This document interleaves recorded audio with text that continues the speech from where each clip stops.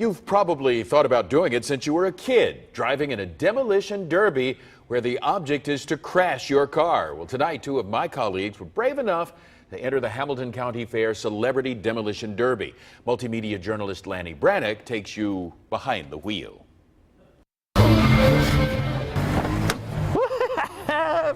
This is exciting. It is exciting. Boom, boom, Bryce. Avoid boom, boom, Bryce. You're a new guy in the competition this year. Soon to be #1 at the 159th Hamilton County Fair Demolition Derby. Don't hit with the front end of your car. Who got me? Lanny, who got me? What was it? Derby rules, as long as you're derby and you keep that stick. You had a headache. Well, we started with 13 and we still got 13 running.